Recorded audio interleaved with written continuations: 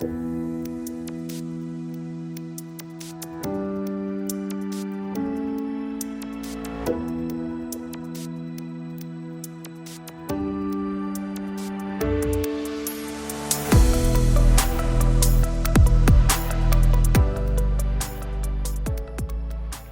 is the Seedfield Podcast, the show where Antiochians share their knowledge, tell their stories, and come together to win victories for humanity.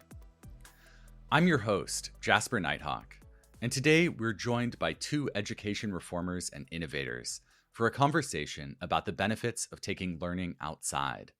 This outdoor learning movement has been growing for years now, but it's seen particular growth during the pandemic. And there's a lot of hope that this expansion will be lasting because spending time outside offers many benefits for children.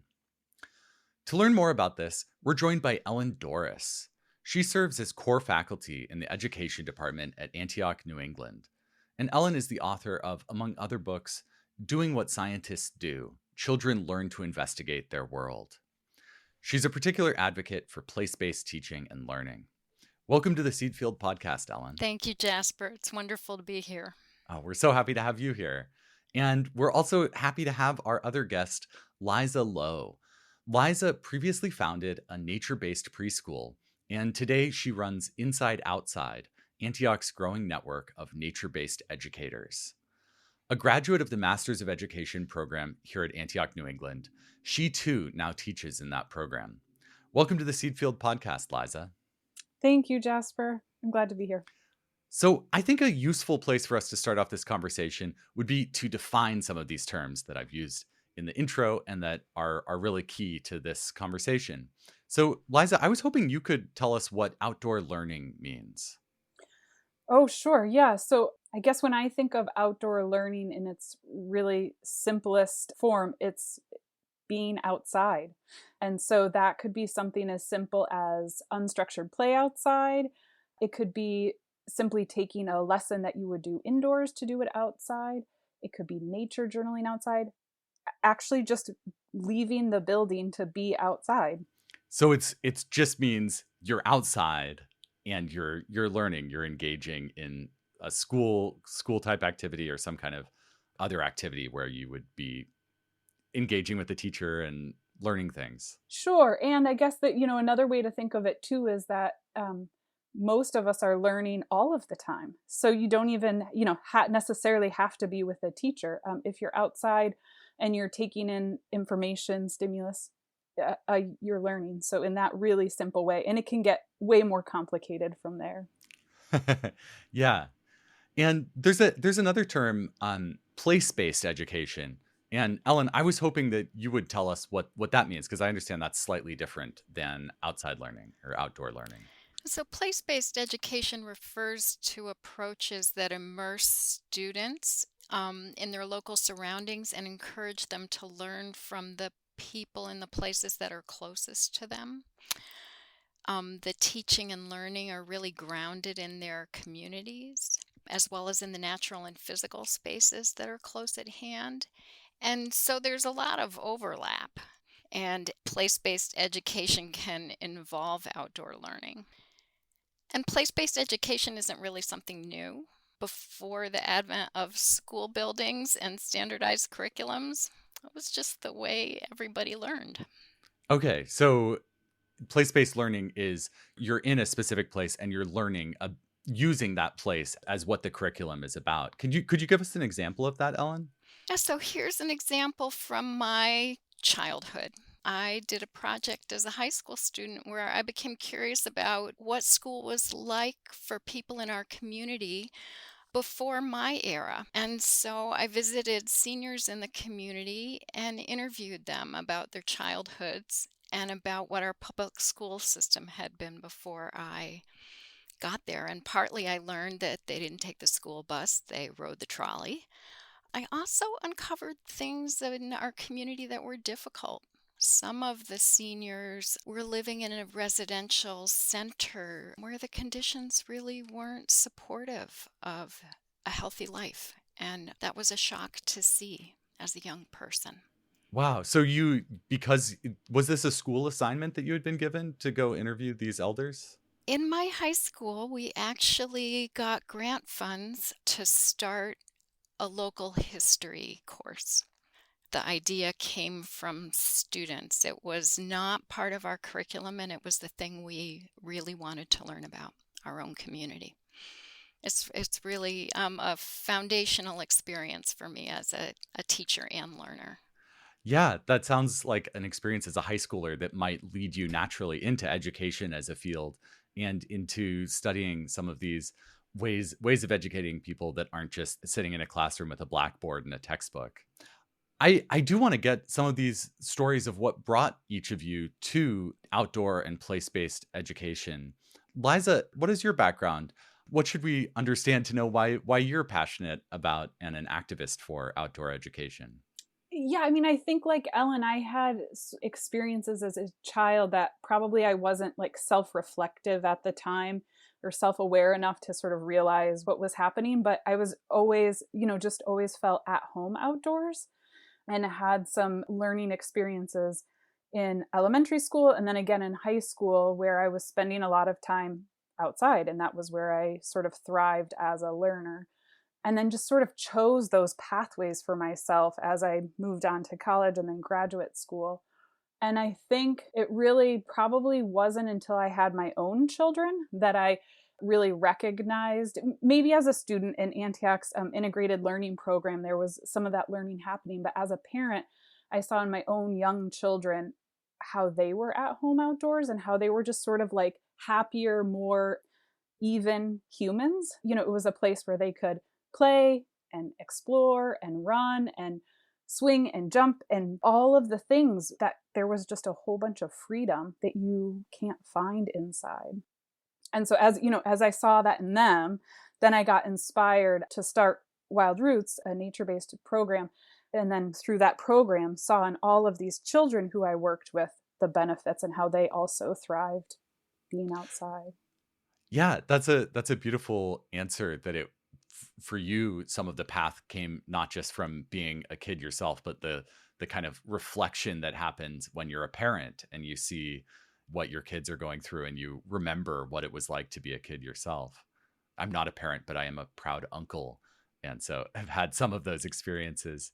I wanted to turn towards talking about outdoor learning as this movement. So, Liza, could you tell us a little bit about what the Inside Outside Network is?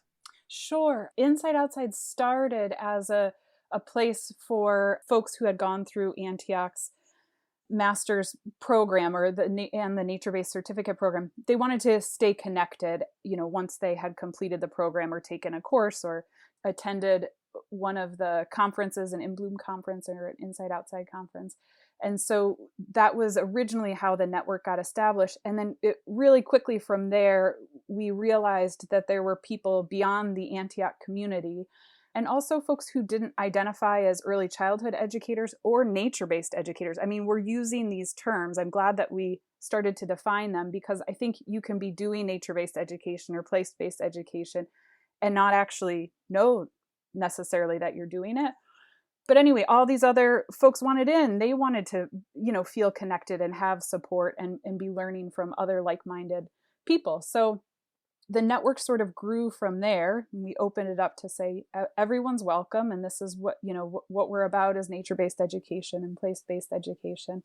So you opened up it's a network where there are different chapters, different inside outside chapters, and those people all get together usually like inside a community. Is that right? Yeah, so I think maybe a way to think about it is sort of like inside outside is like the big tree, and then there are all of these other branches. One of the branches is the website itself that has lots of resources on it.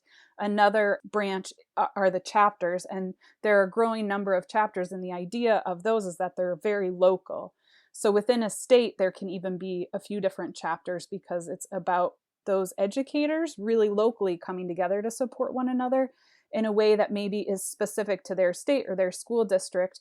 Again, like in a way that you couldn't nationally because it's like kind of specific to your region. Yeah, no, that makes a lot of sense. And I think it's great that Antioch is supporting this through hosting this network. I wanted to know like why outdoor education is a good idea on a deeper level What are the benefits that you see for children of spending time outside during their school days? Some of the things Liza mentioned in thinking about her own childhood and her own children, there's a sense of freedom many children feel, or calm when they're outdoors. There's a spaciousness that they don't necessarily find in a classroom. For some children, they appreciate the physicality of it. Children are busy people. They want to move and do things. And sometimes the classroom can be limiting or confining in that way. And teachers and students feel free to take up more space outdoors or to do things in a bigger way. So those are a few things Liza want to add in. Well, I was just thinking too how children, how we come into the world in our bodies, right? Children are very much in their bodies. And then as we get older, we sort of come up into our head more. And then by the time you're an adult, you like forget how to climb a tree, or you're not interested in swinging and you're just in your head. And I think one of the things about being outdoors, kind of like regardless of why, the reason that you're out there, is you're in your body, right? You're not just sitting in a chair, you're probably moving around in some way. Yeah, thank you for bringing up these examples. And I think of, so in a past life, I was a poetry teacher who would go into different elementary and high school classrooms and teach poetry lessons for a week. And that was very fun and rewarding, and also often kind of poorly compensated. But one of the most interesting things, especially in elementary classrooms, was there was a moment when suddenly all the kids had fidget spinners, and many of them would be sitting on bouncy balls. So you'd stand in front of the classroom and it was like you were in front of an ocean of just kind of undulating children. And it was explained to me that a lot of kids just sitting still in a desk is by far not a good thing for them. And I think that goes especially for kids who are neurodivergent in some way, who maybe have ADHD or on the autism spectrum. So, do you see real benefits to outdoor learning for children who don't have like normative brains? 100%. I mean, one of the things that we know is that moving our bodies is a way for many people, right? Like not just children, but for many people to get more in their bodies, and then so that their brain can focus. So when we're asking children, so for the example of like as a poetry teacher, taking your students outside to do a poetry writing assignment, if first there's some kind of physical movement, some kind of physical activity that they engage in, then it allows their brain to then be able to sit and focus on the writing assignment.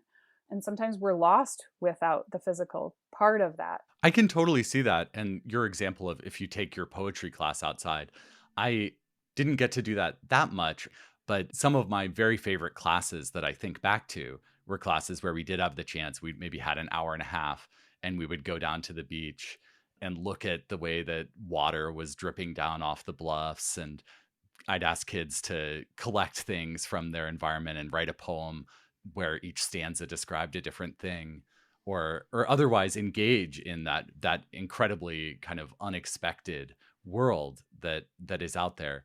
And to me, it sounds like that is one of these kind of crossovers where outdoor learning, the simple act of taking a class outside, really does cross into place-based education, where you're engaging with what you find outside. Does that do you see the two going together, Ellen? Yes. Yes. And I think I said earlier on, there's the terms have a lot in common, or are umbrellas over similar things. And part of what I'm hearing you both speak to is that there are things that we find in the outdoors that are worth our attention and interesting to reflect on and connect to and learn about. And sometimes indoors, we have to settle for abstractions of those things. Hmm. And, I'm imagining you there, Jasper, on the beach with real things for students to absorb and respond to, and that's what they then have to bring to poetry. Or poetry is a way to help them think about those things in new ways, right? It's dynamic. There's this back and forth between them trying to express or capture what they're noticing and that way of thinking helping them see more about their surroundings. I love that word dynamic, and I think that really captures what I'm hearing from both of you. And I think that there's an irony in this, which is I want to start talking about COVID and the way that the pandemic has had this kind of ironic effect of bringing forward this very dynamic and engaging style of learning, even as for a lot of us, for myself, it's meant that I've just been sitting inside my house for 18 months now in an incredibly undynamic location. But Liza, could you tell us a little bit about how you've seen outdoor learning grow over the last 18 months? Sure. Yeah. I mean, so one way that I know through the work through Inside Outside is just there have been so many more teachers who are interested, who have come to nature based education or outdoor learning because really early on, we knew that being outside, sort of the transmission of COVID was a lot lower. It was a less concern, right? Because of the airflow and whatever outdoors. And so just taking your students outside was a safer place to be. So there were a lot of teachers who jumped on board because of that. However, once they started taking their students outside, I think it was pretty quick that they noticed the benefits, right? And one of the things that we often talk about is children who don't thrive as learners inside a typical classroom go outside, and all of a sudden not only their teachers and the other adults in the school but their peers also see them shine, and they can like recognize how, oh, this child who I didn't realize has this strength. So that, I think, has kept teachers in the game a little bit.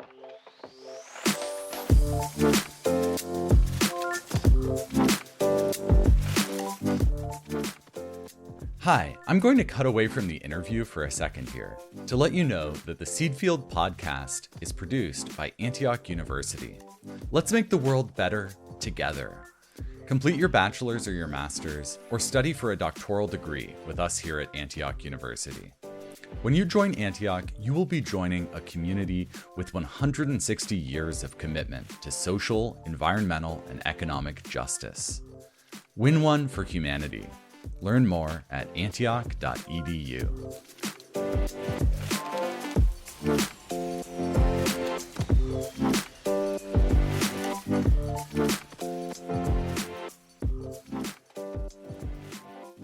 Well, I know Antioch has been promoting these place-based learning, project-based learning, basically like the umbrella of integrated learning and outdoor learning for a long time now. But I'm curious, Ellen, if you see an increase in enthusiasm for these subjects among your students today, your students being future teachers.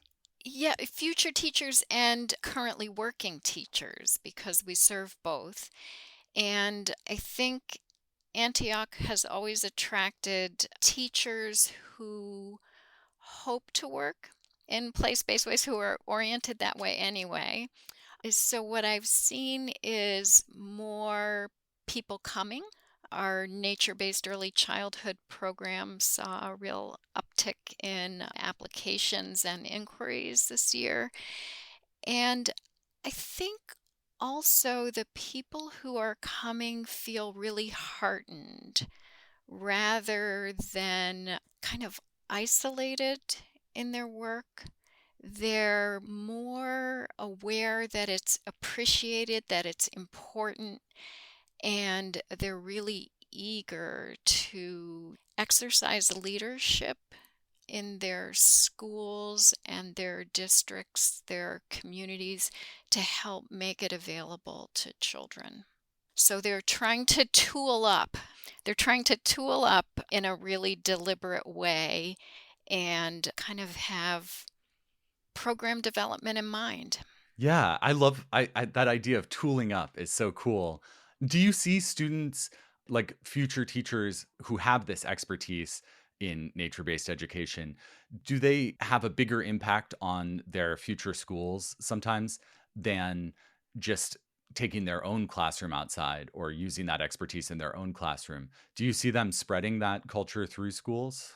Yes, they've been really important support people to colleagues, both near and far. We have graduates who have been able to assist others in their schools in developing outdoor programming, feeling reassured that they can do it safely. And also through Liza's work in the Inside Outside Network and all of these wonderful webinars and other events that she's arranged over the course of the year, some of these folks have been able to support teachers in other regions. I think another thing too, Jasper, is those teachers who are doing this work in their school, just like that, when a teacher begins, oftentimes the experiences is that they see a new life in their students.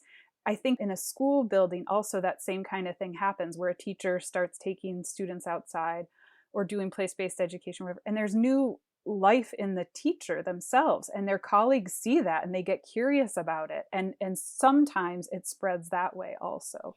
I wrote an article last year for the Antioch Alumni Magazine and spoke to both of you, but it was about outdoor learning and outdoor classrooms in Brattleboro and in the Chesterfield School District. And one of the things that I was interested in kind of checking back with you guys and with other people is to hear that in the Chesterfield schools that the outdoor classrooms have become so popular that there are now like Google Sheets with signups, and each classroom has to book, their 2 hours out in this one classroom. It seems to speak to the incredible demand once other teachers realize the power of these techniques. Yes, yeah, I would agree. And I think even within a school community, there can be ebb and flow, but like ultimately, I think teachers are happier, students are happier, and families are happier because they're receiving students at the end of the day who are more positive about their learning experience. Children are also spreading the word and spreading the work. We've talked to teachers who have a really well-developed outdoor program of one kind or another. But of course, the children grow up and move on to a new teacher, and they start asking, when will we be going out? And so teachers then turn to others who are knowledgeable for help. We've also seen young children advocate for the care of the outdoor spaces in their schoolyards. They're the ones maybe who are using them the most, and they sometimes get concerned that others aren't being thoughtful enough about the spaces, and they bring those concerns forward.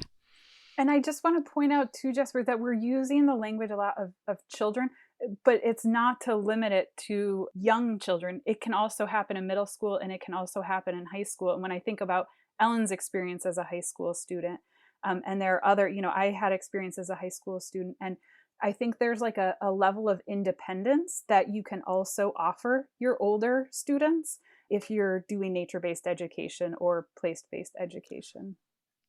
Yeah. I want to go back to the idea, Ellen, that you brought up, which is something I hadn't really thought of children advocating for and becoming advocates in bringing this to their own classrooms. I think there often is a stereotype that we have of kids as just wanting like the iPad or their video games or watching TV. And I think those can certainly be easy and kind of soothing pleasures. But to see like after exposure to outdoor learning that kids could become advocates for that, I think is both hopeful and also maybe like could recalibrate our sense of what it is that children actually want ultimately. Ellen, I wanted to ask you about the future of outdoor and place-based education. It obviously has had a big expansion during the COVID-19 pandemic, or really an acceleration of trends that were already underway. But do you think that once the pandemic ends, whenever that might be, and whatever that might look like, do you think that most schools are just going to move classes back inside, or does outdoor education have a bigger future than that?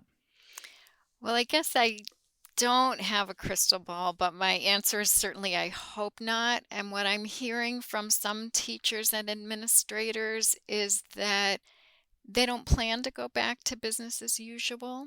Here's a really simple story of that.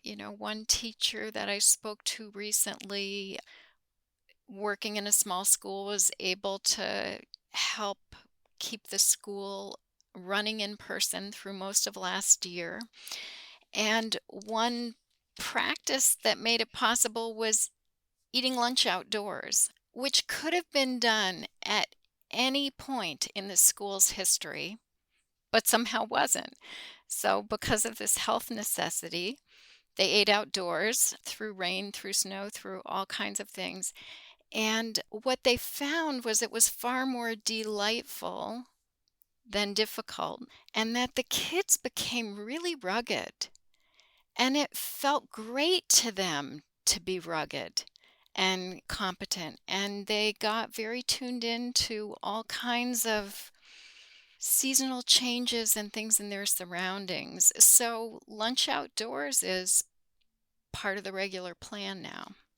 That's that's so cool, the idea that they become more rugged because of that. And I think that there is a level to which you do need to acknowledge that weather is a thing that happens and prepare for these things. And when I was researching for this, I enjoyed reading through Inside Outside's position statements, which you've put out 3 of these position statements, which kind of roughly correspond to fall, winter, and spring and the seasons. And part of what I like is that there are big picture recommendations, which is kind of what we've been talking about the larger benefits. But there are also just the nuts and bolts of how do you keep kids warm if they're outside for 4 hours? What do you need to consider as far as clothing, or how are kids going to be able to write when they're outside? So, Liza, I was hoping we're getting towards our end here, but maybe we could go into these practicalities just a little bit. What are some of these things that you have to consider when you take a class outside that might never even cross your head when you're staying in a classroom with an HVAC system?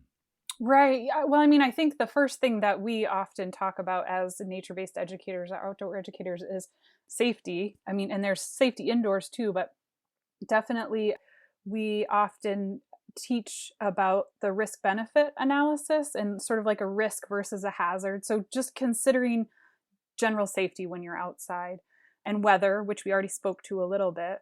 And so in a building, the building itself or the classroom itself is the boundary. When you take students outside, sometimes you have to create a boundary, even if it's just, visual or talking it through a little bit so everyone kind of knows the parameters. And then I think to really like get nitty gritty about, some like possible solutions, being outside in colder weather, there are mittens that you can get, right? So, and people have even cut off the fingertips so that it's easier to hold a writing utensil. And you could just, if you're right-handed, you could just cut off the necessary fingers of the mitten on this hand, right?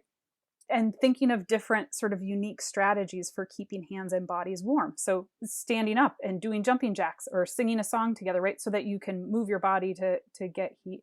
Making tea outside, sharing a warm beverage together, something really simply, warm, serving warm food, encouraging families to send warm food, different things like that are sort of simpler tactics. Some people get really involved and buy like outdoor heaters and hand warmers and things like that. So it can get involved also.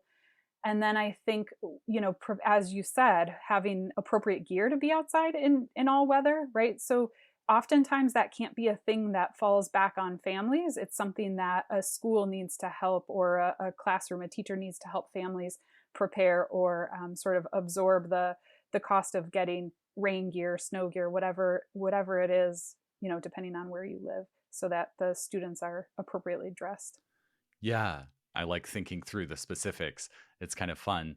But I also appreciate the way that throughout your materials and here just talking, you emphasize that like this is accessible and available without a tremendous investment. I think sometimes you can like think about going to REI or opening a catalog and being like, I'm going to go camping, and suddenly it's like $3,000 of equipment. And I think the same thing must be possible for people thinking that you need all this equipment to go outside. And I think we're in a unique position right now, too, where there is, for a lot of schools, COVID funding that can be spent on, outdoor gear. Sometimes there are grants that teachers can find or schools can apply to for grant funding to get the appropriate outdoor gear. And schools will find different solutions, and not every degree of outdoorsiness will be possible every day or in every location. So I think it's really important for people to think about what's possible, what supports health and learning, and take the steps that they can take. Yeah.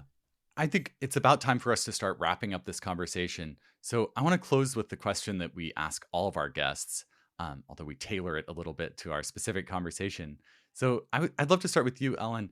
Is there some lesson or insight from outdoor education that our listeners, they could be school-age youngsters or older folks who still have an inner child, but is there something from outdoor education that we can take into our lives and start applying right now? Well, when we spend time outdoors, one of the things that we see is how intricately everything is connected and how we're part of it all. So I guess I'd like listeners to remember that they're part of it all and important, and that we each have work to do and things to offer and joy to find. And even small moments outside can help us on our way. Thank you. Yeah, Liza, do you have anything to add to that? Some lesson or insight from outdoor education that we could take into our lives, be we in formal school or not? Thank you, Jasper. I think I want to just suggest for each of us to go outside. And I don't want to oversimplify it. I think it's important to find a space outside where you feel safe. So any safe spot that you can go to, go outside. I just extend that invitation to everyone listening. I'm sure your life will be better for it. I'm sure too. Well, my life is better for having had the chance to talk with both of you. Thank you so much for coming on the Seed Field podcast today. Thank you. Thank you.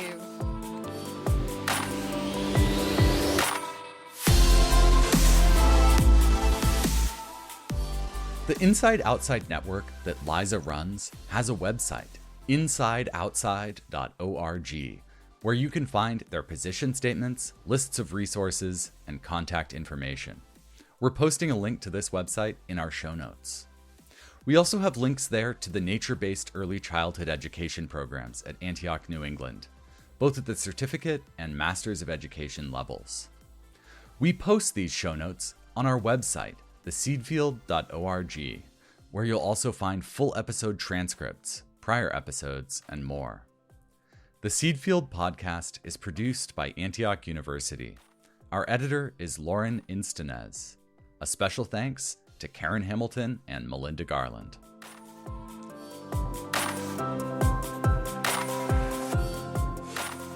Thank you for spending your time with us today. That's it for this episode. We hope to see you next time. And don't forget to plant a seed, sow a cause, and win a victory for humanity. From Antioch University, this has been the Seedfield Podcast.